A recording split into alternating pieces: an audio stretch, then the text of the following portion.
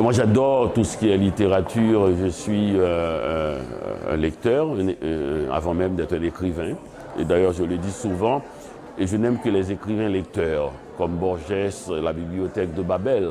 C'est-à-dire, pour moi, l'idée de faire des prix locaux n'a d'intérêt que si on songe à faire un qui enlève toute frontière au livre.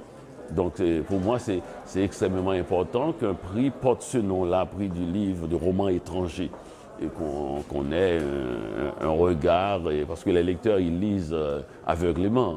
Ils cherchent les livres qu'ils aiment et ils les lisent. C'est un énorme ouvrage, comme on le voit, et qui retrace une grande partie de la sensibilité catalane.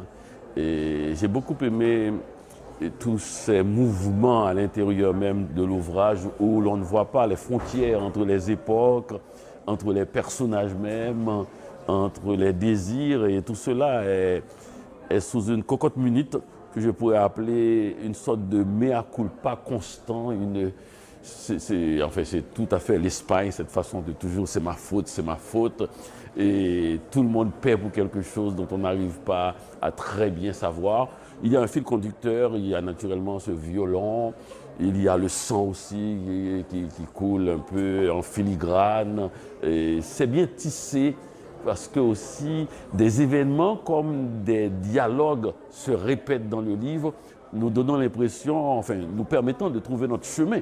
Et dans cette forêt, parce que c'est une forêt, au tout début on ne sait pas où l'on se trouve, et j'adore les livres comme ça, et au fur et à mesure on se dit jamais on va se rappeler de tous ces noms, de tous ces détails, et comme par une astuce qui est absolument extraordinaire, il arrive à nous faire trouver notre chemin en faisant répéter, revenir des éléments du dialogue comme des éléments émotionnels, et une réflexion aussi quand même sur la musique, sur le talent, et qui fait des fois penser à Mozart et Salieri, et ce rapport étrange qu'il y a entre le génie et le grand talent, entre aussi une réflexion aussi sur cette idée de déconstruire la personne humaine pour trouver son essence même.